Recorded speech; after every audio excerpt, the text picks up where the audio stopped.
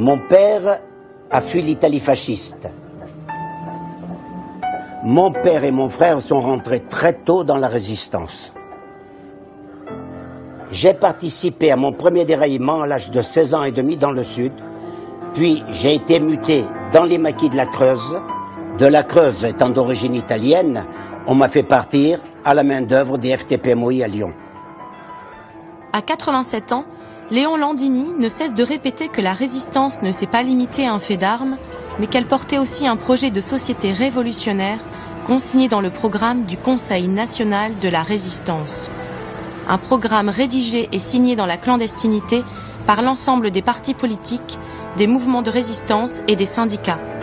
Un programme intitulé magnifiquement « Les jours heureux », dont nous bénéficions encore tous les jours et qui donna naissance à la sécurité sociale, aux retraites par répartition, à la liberté de la presse, au comité d'entreprise, etc. Malheureusement, cette belle histoire n'a pas été racontée. Il y a maintenant urgence de le faire, ne serait-ce que pour questionner le monde dans lequel nous vivons aujourd'hui. Ici, s'est tenue le 27 mai 1943, sous l'oppression allemande, la première réunion clandestine du Conseil national de la résistance. C'est ici que, sous l'égide de Jean Moulin, tout a commencé.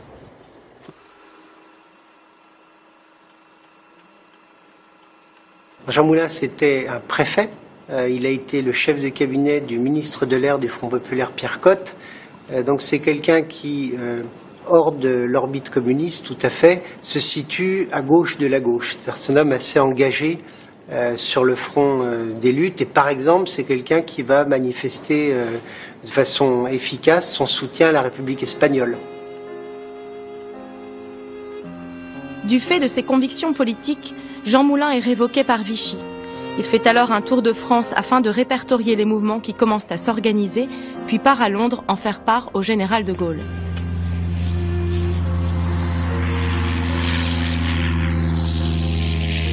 Celui-ci lui demande d'unifier les mouvements non communistes de la zone sud. La résistance intérieure étant majoritairement de gauche, le général sait qu'il va devoir lui donner des gages sur le terrain social s'il veut qu'elle s'unifie sous son nom. Après plusieurs mois de discussions, parfois âpres, Jean Moulin réussit cette unification. Pendant ce temps, sur le sol français, Pétain poursuit sa politique répressive, antisociale et antisémite. Les circonstances aujourd'hui exigent l'obéissance et l'union de tous les Français. Ensemble, nous sauverons la France. En janvier 1943, le Parti communiste envoie un émissaire à Londres et accepte de se ranger sous les ordres du général de Gaulle. Ceci est déterminant, d'autant que les communistes sont les interlocuteurs de poids, surtout depuis leur entrée officielle dans la résistance, après la rupture du pacte germano-soviétique en juin 1941.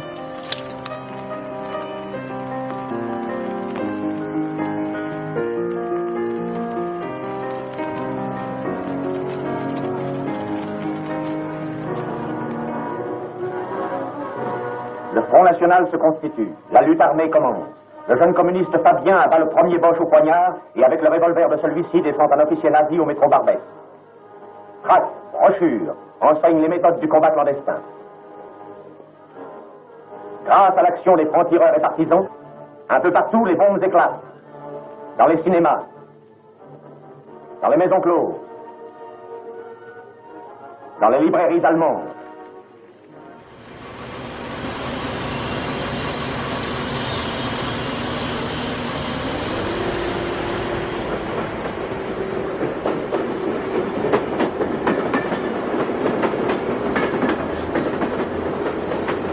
Avec un camarade que nous appelions Henri, Balthazar Sanchez, qui doit toujours être vivant.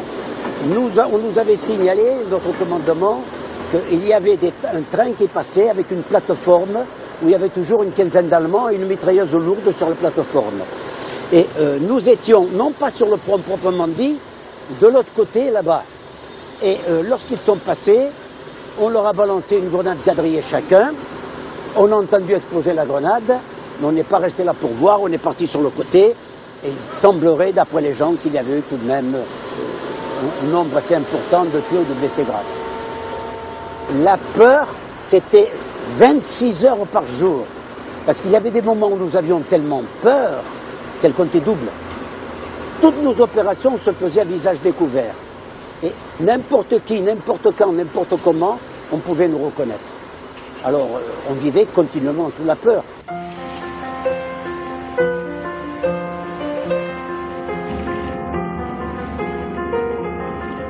Le 8 novembre 1942, les Alliés débarquent en Afrique du Nord. Le général Giraud prend le commandement des forces françaises à Alger sans renier la politique de Pétain.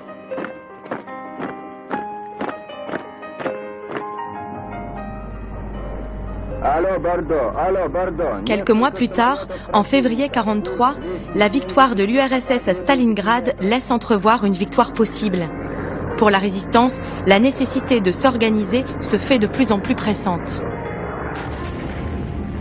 En 1943, Jean Moulin est revenu pour la seconde fois à Londres avec mission de créer cette fois non seulement le regroupement des mouvements de résistance du Zone-Sud, mais un regroupement national dans le cadre d'un Conseil national de la résistance. Quand ont lieu les discussions pour la création du CNR, les mouvements ne sont pas du tout favorables à l'introduction des partis politiques. Donc il y a un véritable antagonisme. Et il y a l'idée, je crois à distance on peut dire chimérique, mais ils y croyaient très, très fortement, que les mouvements peuvent créer une nouvelle vie politique. Au fond, nous considérions qu'il y avait un parti politique qui résistait, c'était le Parti communiste.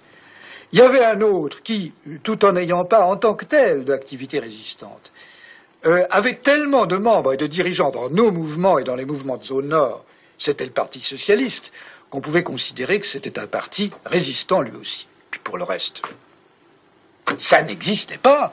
Les autres n'avaient pas d'existence résistante. C'était des partis d'autrefois. Alors, on n'était pas du tout chaud quand Moulin a commencé à venir nous parler de la nécessité de constituer un agglomérat qui comprendrait aussi les partis. Et une autre idée parallèle, c'est que la résistance, ce n'est pas le général de Gaulle, parce que le général de Gaulle est en Angleterre, il ne connaît rien à la France, et que c'est eux qui n'ont jamais quitté la France, c'est eux qui, après la libération, seront le gouvernement, les représentants des Français. Et pour moi, qui était un volontaire de la France libre, c'était stupéfiant. Les mouvements ont bien dû admettre qu'on ne pouvait pas constituer un organisme unifié de la résistance dans son ensemble sans y intégrer les partis.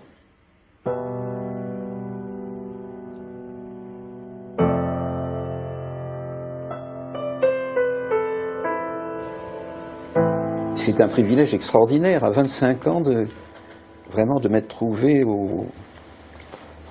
auprès des décideurs.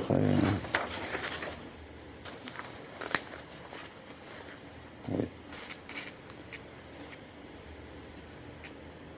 J'étais là quand sont arrivés les télégrammes de Jean Moulin annonçant qu'il avait l'accord pour créer ce Conseil national de la résistance. C'était 15 jours avant la réunion de la rue du Four, fin mai 1943. On a fini par trouver les différents participants, c'est-à-dire mettre au point la liste, les 6 partis, les 5 organisations du Nord, un peu regroupés de façon que ça soit bien représentatif, les 3 du Sud et les 2 syndicats. C'était une très grande étape, qui était aussi importante dans la conjoncture du moment parce que De Gaulle était engagé dans une rivalité dangereuse avec le général Giraud qui avait pris le pouvoir sur l'Afrique du Nord libérée et qui, soutenu par les Américains, menait une politique qui était la politique de Vichy. Il y a une vraie incertitude. Giraud a des atouts et notamment l'appui des États-Unis d'Amérique. Et même de Winston Churchill, qui finalement trouve que De Gaulle est un allié très malcommode.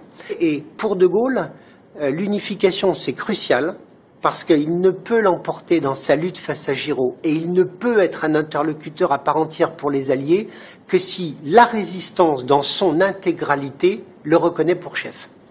Et le CNR, c'est ça. Et un jour, au 48 de la rue du Four à Paris, le CNR tient sa première séance. Ça, c'est Pierre Cotte, c'est Moulin, qui était son chef de cabinet, et ça, c'est Cormin. C'est chez lui qu'on a fait la réunion du 27 mai. Moulin nous avait demandé à Meunier et à moi de nous occuper de l'organisation. Et nous avions pris comme précaution de ne pas donner de l'adresse à qui que ce soit. C'est-à-dire que nous partions de l'idée que le risque zéro, ça n'existait pas, et que les précautions devaient être prises en amont et pas pendant. Alors nous n'avons donné à personne le lieu. Nous avons simplement indiqué aux gens de se trouver tel jour, à telle heure, à tel endroit. Et nous avions pris des endroits distants de 500 mètres, 600 mètres, autour de la rue du Four. Et Meunier, Moulin et moi, nous les avons amenés un par un ou deux par deux jusqu'à la Réunion. C'est comme ça que ça s'est passé. J'étais dans la rue, enfin Meunier et Chambéron étaient rue de Rennes, et moi j'étais au coin de la rue du Four, je surveillais tout un passage. Bon. S'il y avait eu la Gestapo, je ne sais pas si nous aurions sauvé le Conseil de la Résistance, mais enfin bon. Autour de la table, on a des représentants de partis politiques, pas des partis politiques, mais de partis politiques reconnus comme résistants. Donc ça veut dire le Parti communiste, le Parti socialiste, les radicaux, les démocrates chrétiens, ce qui deviendra le MRP, l'Alliance démocratique, la Fédération républicaine, ces deux derniers étant plus là pour montrer qu'on est très représentatif qu'en raison de leur poids, parce que leur poids est faible par rapport aux autres partis que j'ai nommés d'abord. C'était deux partis de droite, c'est ça? Deux partis, oui, de droite, on pourrait dire en tout cas modérés, enfin pas du tout sur la ligne des autres. Donc il y a les partis politiques dont je viens de parler, il y a les mouvements de résistance, et puis il y a les syndicats, CGT, CFTC. Donc il y a le spectre le plus large de toutes les forces politiques et syndicales du pays. La réunion a été relativement pas très longue, quoi, peut-être 2 heures, 2 heures et quart, j'en sais rien. C'était pas le problème qu'elle soit longue, le problème c'est qu'elle se fasse. Ça s'est pas mal passé jusqu'à la fin, où tout d'un coup, les communistes ont commencé à dire « mais nous ne sommes pas d'accord, il faut changer ». Et Moulin en a profité pour dire « bon, écoutez, si on commence comme ça, nous allons tous être pris par la Gestapo, donc je vous demande simplement de voter de manière à terminer cette séance et à obtenir ce qu'il voulait à tout prix obtenir, c'est l'appui intégral au général de Gaulle contre Giraud, ce qu'il a obtenu et qu'il a envoyé à de Gaulle.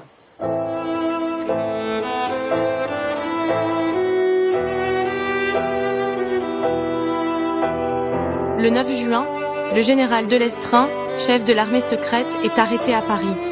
C'est un coup dur porté à la résistance. L'étau se resserre dangereusement.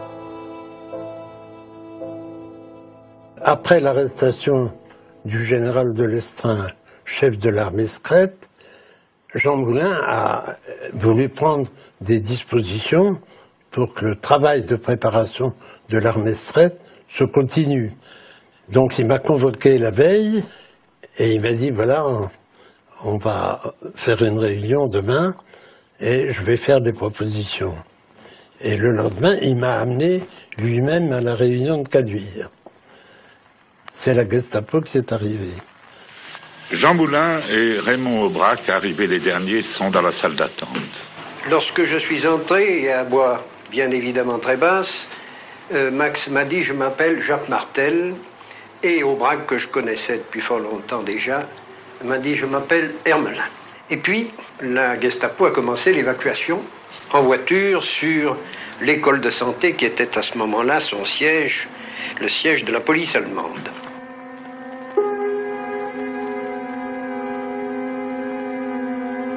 Ici, sous la torture, Jean Moulin s'est tu.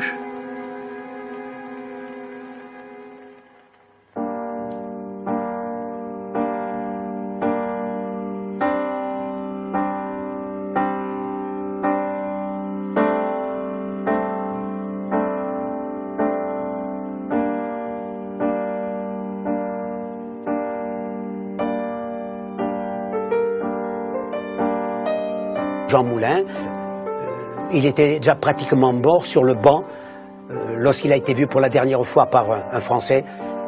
Lorsqu'on a amené, c'était un cadavre qu'on a transporté pour ne pas dire qu'il était mort à Lyon.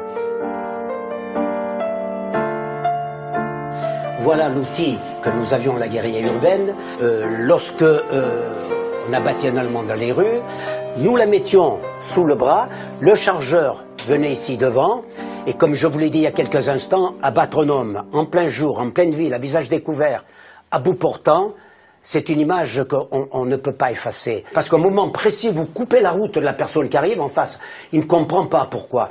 Et au moment précis où il se rend compte que vous sortez une arme sur son ventre, il met les mains, les yeux complètement affolés, et vous, lorsque vous tirez, vous n'entendez pas le bruit. Vous le ressentez à l'intérieur du corps comme si quelque chose est explosé dans votre corps. C'est des images qui vous torturent. Moi, j'ai 87 ans, c'est des images qui me torturent encore. Et il faut vraiment que vous soyez décidés à changer les choses de ce monde en disant « ça n'existera plus jamais ».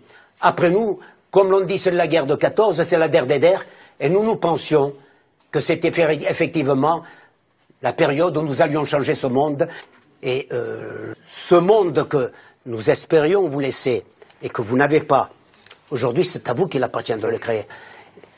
Vous regrettez ce que vous avez fait ou vous le referiez Il y a un poème d'Aragon qui dit « Si c'était à refaire, je referais ce même chemin ». Je ne l'ai pas fait par plaisir, je l'ai fait par conviction. C'est-à-dire que si demain, dans les mêmes conditions, malgré mon âge, et j'ai 87 ans, s'il fallait recommencer, j'aurais trop honte de rester derrière, de laisser passer les autres devant.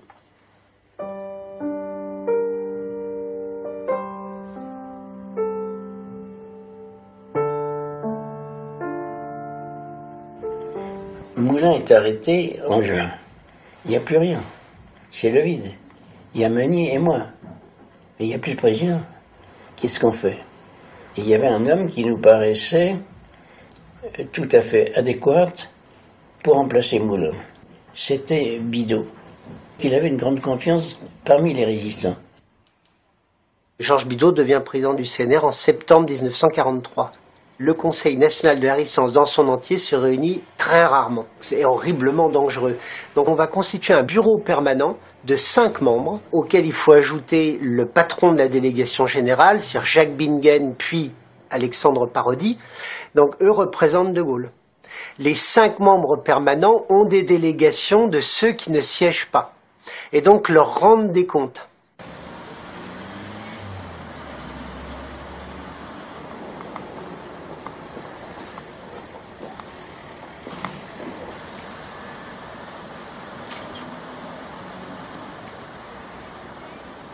À partir de l'automne 1943, les choses sont à nouveau en ordre de marche et c'est le moment où vient sur la table la question d'un éventuel programme que concocterait ce Conseil national de la résistance. La première version d'un programme commun de la résistance a été élaborée à Londres.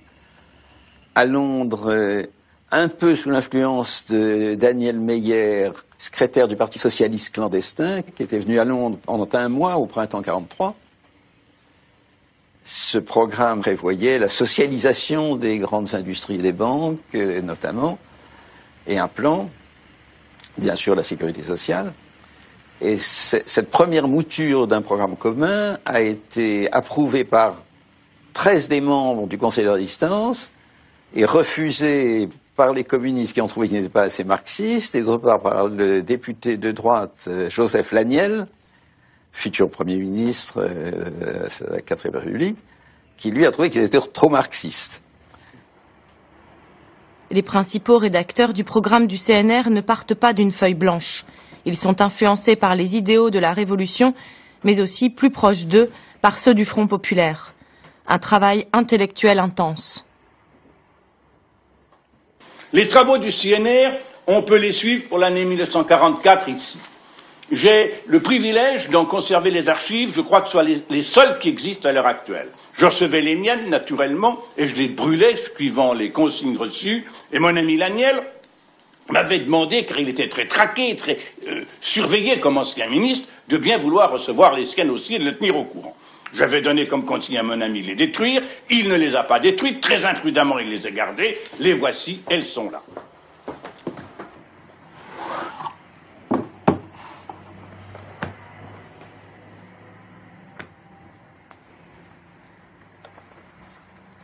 Ah, programme du CNR. Ouais.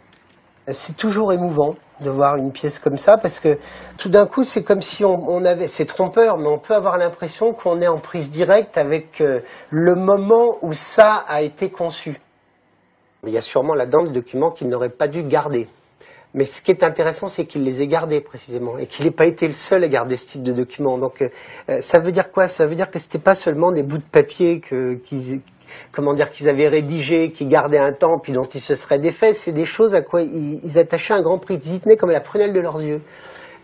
Parce que ça fixe, ça concrétise une action qui est évanescente. C'est-à-dire que, à part toucher ça, il reste rien de palpable, de précis, sur quoi on puisse se focaliser.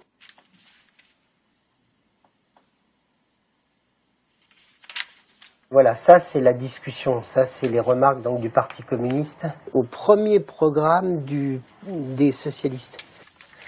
C'est d'une extraordinaire complexité. Ce qui est miraculeux, c'est qu'ils arrivent à quelque chose. Ces gens-là, quand ils se rencontrent, risquent leur vie. Dans une assemblée, la droite peut parler à la gauche, mais chacun est sur ses bancs. Là, c'est pas comme ça que les choses se passent. Ça veut dire qu'on peut être communiste, sectaire, stalinien, et trouver qu'un démocrate chrétien comme Bidault, c'est un type estimable. Et ça, c'est pas si simple. Et donc ça déroge aux règles les plus établies de l'habitus politique.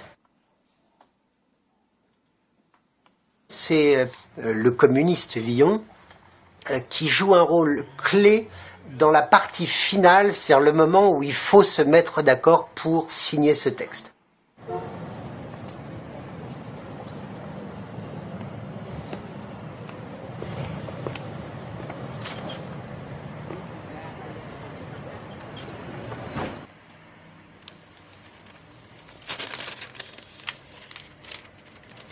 Pierre Villon reprenait certains documents qui avaient déjà été écrits à la machine et collait sur ses propres études les passages qui paraissaient particulièrement pertinents et mettre en évidence.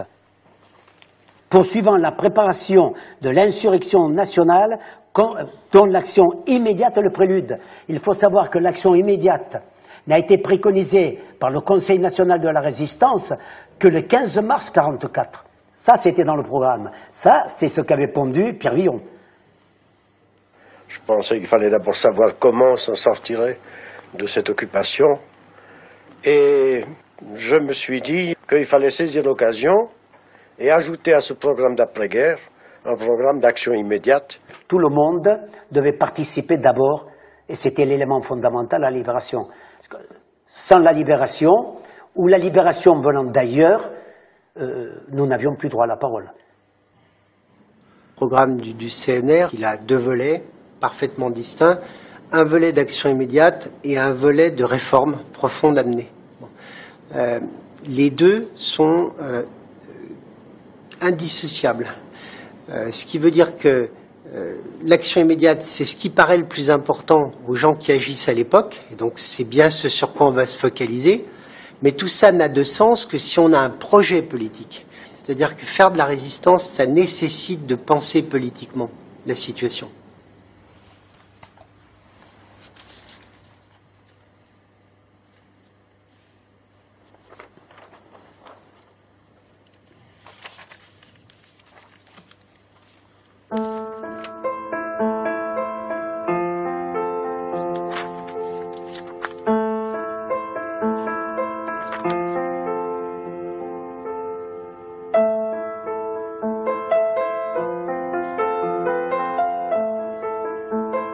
Assuré sur le plan des libertés. La liberté de la presse, son honneur et son indépendance à l'égard de l'État, des puissances d'argent et des influences étrangères. L'instauration d'une véritable démocratie économique et sociale impliquant l'éviction des féodalités économiques et financières de la direction de l'économie.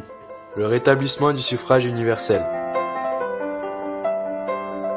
Promouvoir sur le plan économique. Une organisation de l'économie assurant la subordination des intérêts particuliers à l'intérêt général. La nationalisation des grands moyens de production, des sources d'énergie, des compagnies d'assurance et des banques. Le développement et le soutien des coopératives de production. Promouvoir sur le plan social. Un plan complet de sécurité sociale. Le droit au travail et au repos. Une retraite permettant aux vieux travailleurs de finir dignement leurs jours. La reconstitution d'un syndicalisme indépendant. La possibilité effective pour tous les enfants de bénéficier de l'instruction et de la culture la plus développée.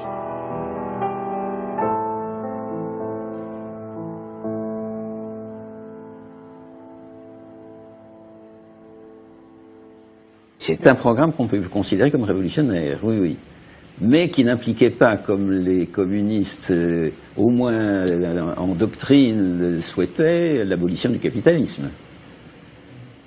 Mais comment des partis de la droite républicaine, en tout cas, arrivent à la même conclusion que l'urgence, c'est ça, il faut mettre en place ce programme? Comment on arrive à faire accepter ça auprès de ces gens? Écoutez, vous vous êtes trompé d'adresse, je ne suis pas un porte-parole de la droite républicaine.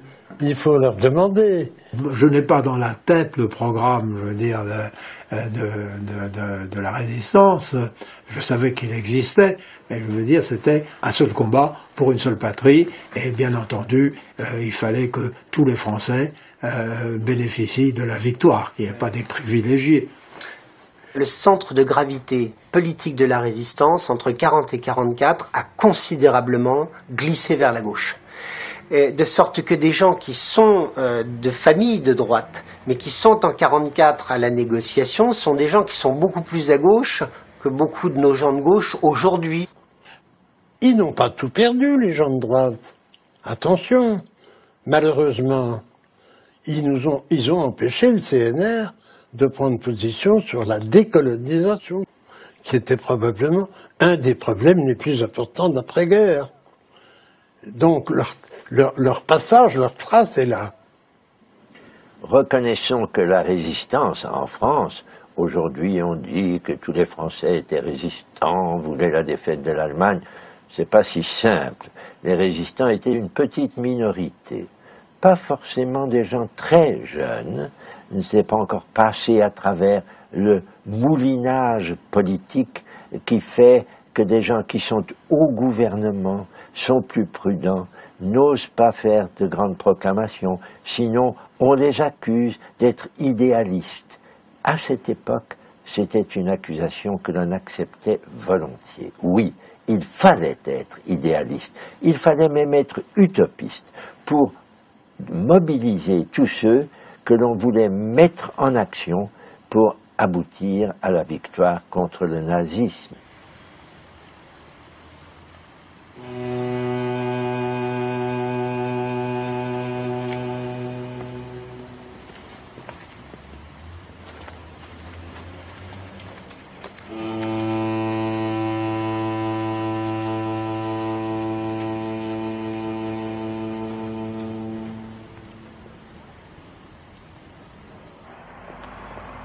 Un soir, je suis arrivé à un carrefour, il y a un type qui m'aborde et qui me dit « police allemande, papier ».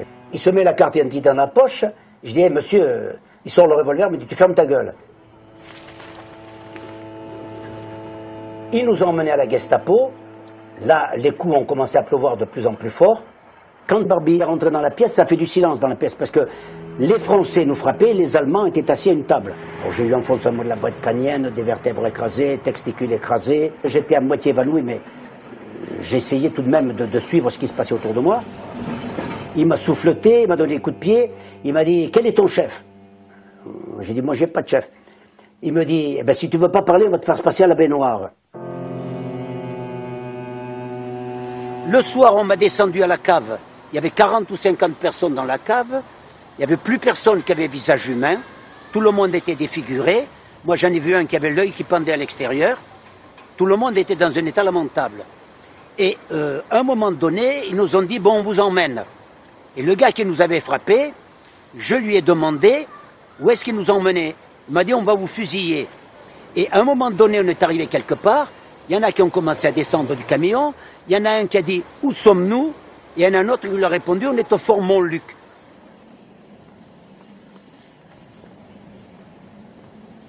Et donc ça fait combien d'années que vous n'êtes pas venu ici du coup? Eh bien, ça fait 68 ans. D'accord. Voilà, on devait être rentré par ici à peu près. Il doit y avoir des cellules par là, à l'époque. puisque quand on est rentré, on nous enfermait dans des cellules par ici. Et après, on nous a remonté le lendemain matin, en haut, à la 131, comme je vous disais. Alors voilà, là on rentre dans le bâtiment cellulaire. Oui, ben nous, dans la cellule, que vous connaissez sans doute les dimensions, 1,80 m sur 2,20 m, et on était 9 dans la même cellule.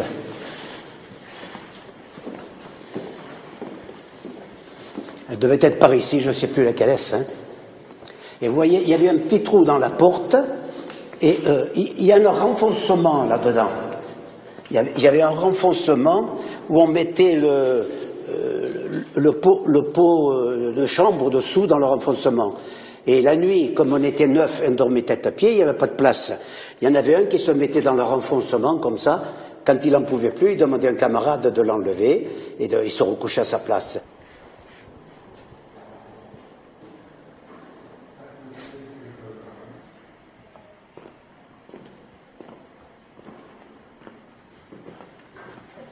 Fait faire, Léon fait faire.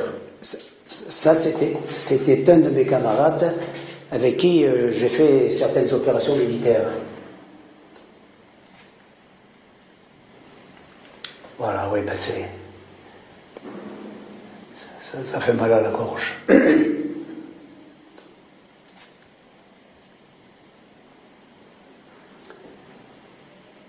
Cette photo, je l'ai à la maison, bien plus grand que ça et bien plus jolie que celle-là.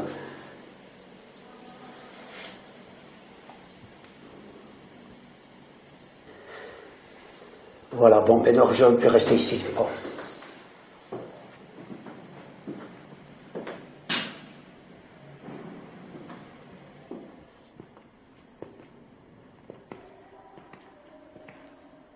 « 52 de mes camarades du bataillon FTP Mouy Carmagnole à Lyon ont été arrêtés, torturés et morts sous la torture. Pas un seul n'a parlé sur la torture. Alors, que ce soit clair, ça n'était pas de l'héroïsme. C'était cette conviction absolue que nous nous battions pour un monde meilleur, que les sacrifices que nous consentions, ceux qui viendraient derrière nous allaient en profiter.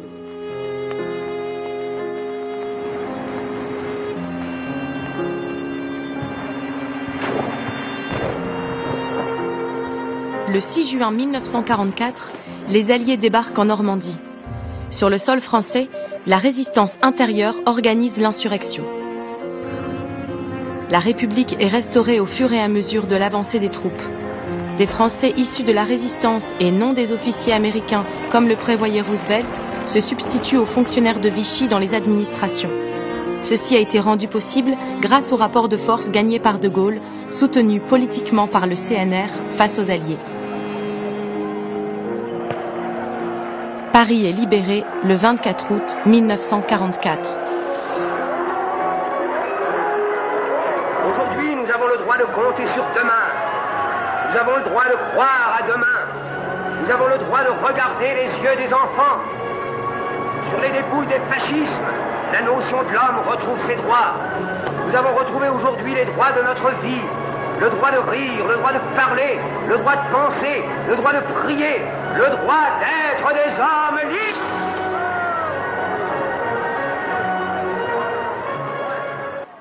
Quand De Gaulle prend le pouvoir, on savait ce qu'il allait faire. Il allait appliquer, dans toute la mesure du possible, le programme du CNR.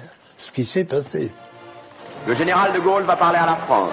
Et Paris tout entier l'écoute et l'entend, groupé autour des haut-parleurs qui vont porter la voix désormais familière à la ville tout entière, au pays et au monde. La France, elle veut faire que dans tous les cas, l'intérêt particulier cède devant l'intérêt général, que les grandes sources de la richesse commune soient dirigées et exploitées non pas pour le profit de quelques-uns, mais pour l'avantage de tous.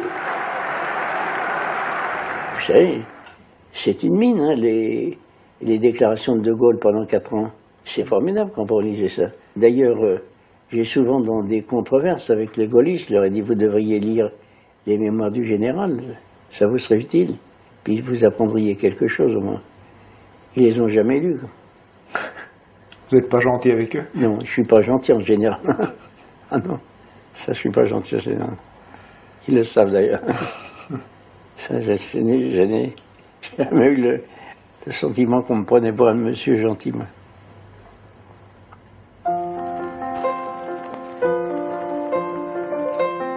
En octobre 1944, les communistes rendent leurs armes et entrent au gouvernement de Gaulle comme tous les autres partis politiques membres du CNR.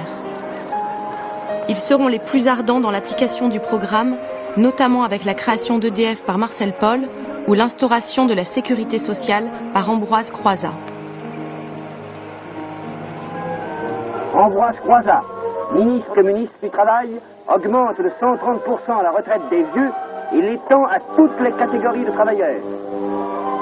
Il rétablit le principe de la semaine de 40 heures et supprime l'abattement de 10% sur les salaires des femmes. Aux jeunes travailleurs, 3 semaines de congés payés. Pour les mères, prestations familiales doublées, allocations prénatales, primes à la naissance plus fortes et plus nombreuses, primes d'allaitement doublées, lutte contre la tuberculose. Toutes les réformes qui ont été appliquées entre 45 et 47, les nationalisations, le plan, la sécurité sociale, enfin pour ne mentionner que les plus importantes, c'était la résultante immédiate du programme de résistance. De Gaulle, il l'a accepté. Il faudra dire dans notre Assemblée que la résistance française doit se confondre de plus en plus avec la nation française, la nation vainqueur.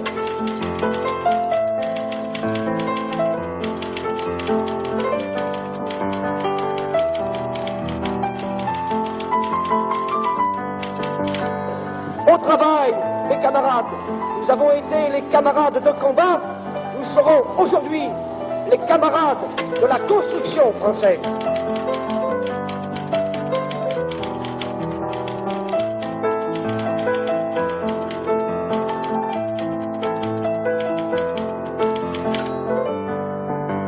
Je dis que sans la résistance française, les démocraties ne pourraient pas gagner la guerre.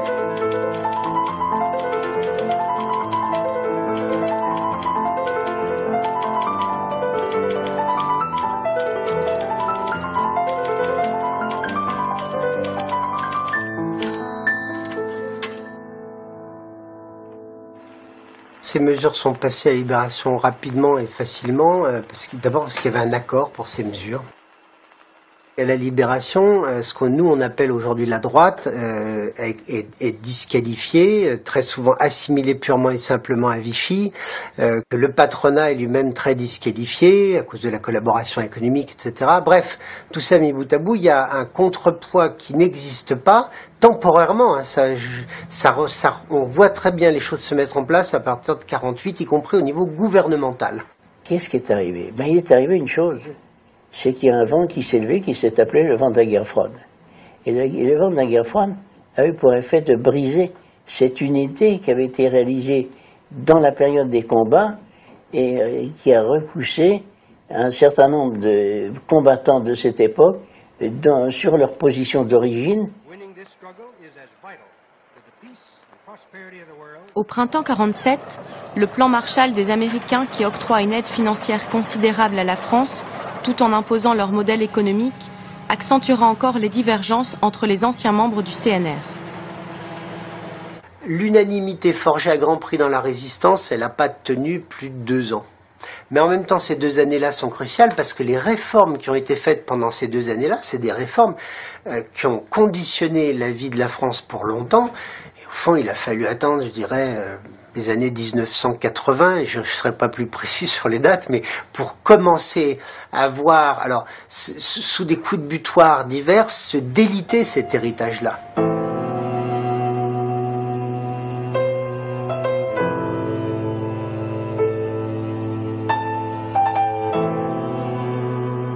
Durant les 30 Glorieuses, l'État social voulu par le CNR va continuer de se construire, même si les forces réactionnaires commencent à s'y opposer violemment. Pendant ce temps, le programme du CNR n'est pas enseigné. La résistance est racontée seulement à travers l'histoire de ses héros ou de leurs faits d'armes, et la pensée révolutionnaire en est écartée. Dans les années 80, le néolibéralisme déferle sur la planète et s'attaque frontalement à cet état social. Les idéologues de cette pensée relèvent le nez. Oui et où Kessler? Eh bien, je n'entends plus les enfants. 2009, le 8 mai Bagneux, ça doit être ça, je crois. Hein. Denis Kessler, il a osé écrire « Le modèle social français est le pur produit du Conseil national de la résistance, un compromis entre gaullistes et socialistes et communistes, et il est grand temps de le réformer et le gouvernement s'y emploie. Il s'agit aujourd'hui de sortir de 1945 et de défaire méthodiquement le programme du Conseil national de la résistance. » Kessler, il trace le projet des néolibéraux. Et c'est quoi ce projet finalement? C'est la remise en cause de ce que j'appelle les 4 piliers de l'État social, c'est-à-dire la protection sociale, le droit du travail à la négociation collective, c'est le 2e pilier. 3e pilier, les services publics. Et puis 4e pilier, toutes les politiques économiques de soutien à l'activité, à l'emploi, c'est-à-dire les politiques budgétaires, les politiques monétaires, les politiques de redistribution des revenus, les politiques commerciales. Voilà, Kessler dit, c'est tout ça qu'il faut mettre à bas, ces 4 piliers de l'État social qui sont aussi le produit de l'héritage du CNR. C'est sur certains dispositifs de la politique économique que le néolibéralisme s'est imposé comme système, avec les dimensions suivantes: la finance libéralisée, le libre-échange, l'austérité salariale et la contre-révolution fiscale, c'est-à-dire l'idée que les riches dorénavant payent moins d'impôts. Ce que le néolibéralisme va faire à partir du début des années 80, qui va essayer d'inscrire dans les têtes l'idée que les principales décisions économiques et sociales se prennent dorénavant à l'échelle du monde. C'est-à-dire une échelle par rapport à laquelle les citoyens n'ont aucune prise, parce qu'il n'y a pas de république mondiale. C'est le levier de la mondialisation.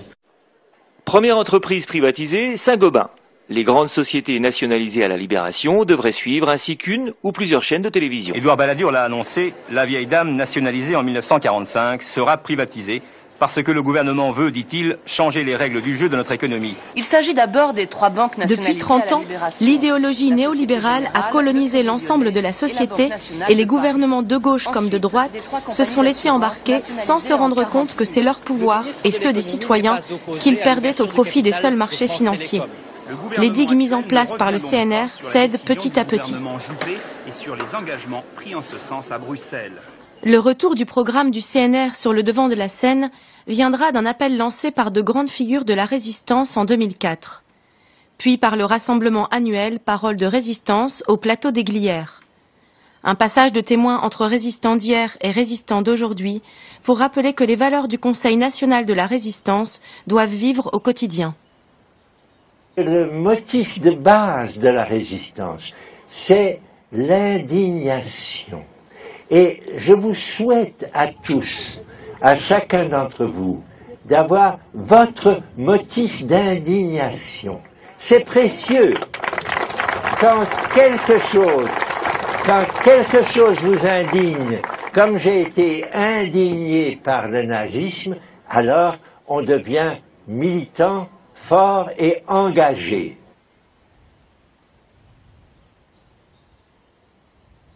Le combat des Glières, c'est une promesse d'avenir qui s'exprime à cette époque-là dans le monument de la résistance qu'on appelle le programme du Conseil national de la résistance. Mais où est la justice, l'égalité sociale? Alors oui, il y a des pays où les gens au creux des lits font des rêves, mais pour pouvoir rêver, ne faut-il pas savoir où dormir? Nous sommes précisément dans une de ces zones incertaines de l'histoire, de celles qu'on regarde a posteriori, avec d'infinis regrets ou d'immenses colères, en disant « c'était encore possible ». Et ils n'ont rien vu, ils n'ont rien fait. Résistants d'hier, résistants d'aujourd'hui, à côté de ce monument à la gloire des combattants du plateau des Glières, que nous disent ces héros? Ils nous disent « Nous ne sommes pas morts, nous vivons en vous, poursuivez les luttes pour l'émancipation humaine ». Un homme, disait Maxime Gorky, ça sonne fier. Soyons fiers d'être des hommes.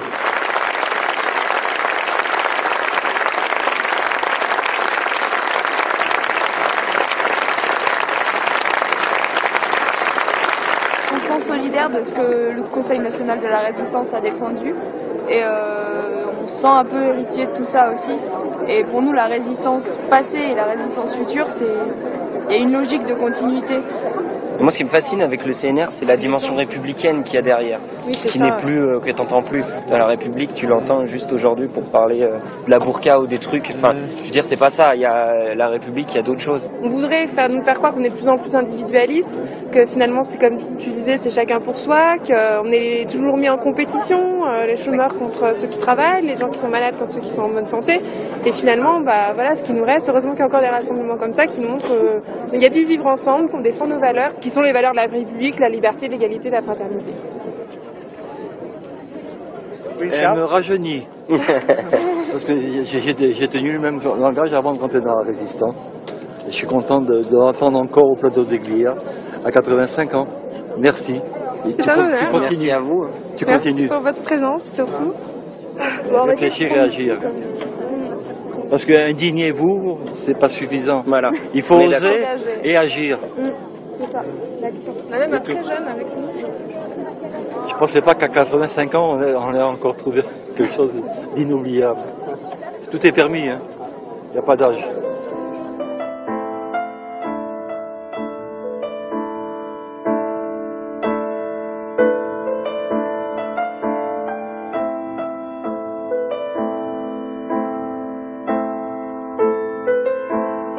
Il y a eu un nœud qui s'est fait là aux Glières, hein, qui s'est ensuite largement élargi, bien sûr par la brochure de Stéphane Hessel, Indignez-vous, qui a eu un très large écho, qui est justement né des Glières avec des prolongements extrêmement importants en France, puisque Indignez-vous évidemment a redonné de l'ampleur à toute cette discussion, d'autant plus qu'il a eu un écho international, qu'il a été traduit, qu'il y a eu des tournées autour de ce livre et de ses enjeux.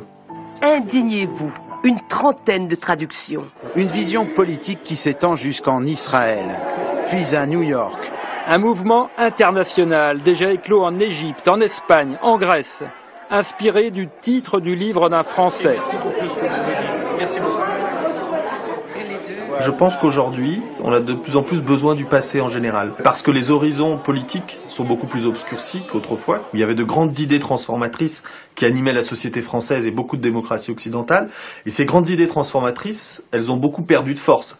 Hein, le Parti communiste, évidemment, notamment depuis les années 90, mais aussi le Parti socialiste en tant que parti transformateur, les syndicats. Il y a aussi une explication propre au contexte contemporain, c'est évidemment le démantèlement de l'État social, de tout ce qui a fait une partie des politiques de la libération. Donc évidemment, on est amené à revenir au fondement de ce qui est en train de disparaître ou de ce qui a disparu largement.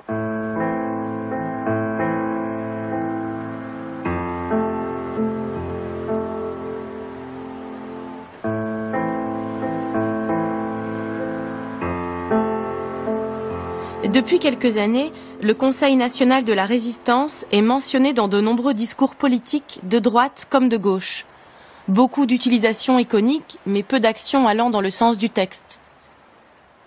Les grandes figures de la résistance, avec leur optimisme revigorant, nous incitent à aller dans cette direction. Plutôt que de se limiter à les glorifier, ne serait-il pas temps de les écouter avant qu'il ne soit trop tard ?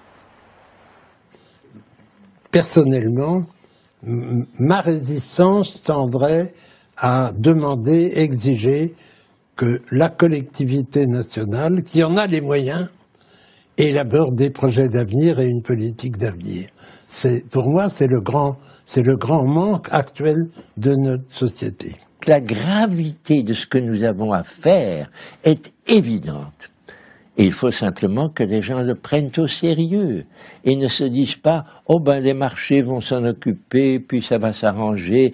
Le moins les gouvernements interviennent, mieux ça vaut, les marchés vont tout faire. » C'était l'idéologie néolibérale qui est en question et qui actuellement doit être combattue par les citoyens eux-mêmes.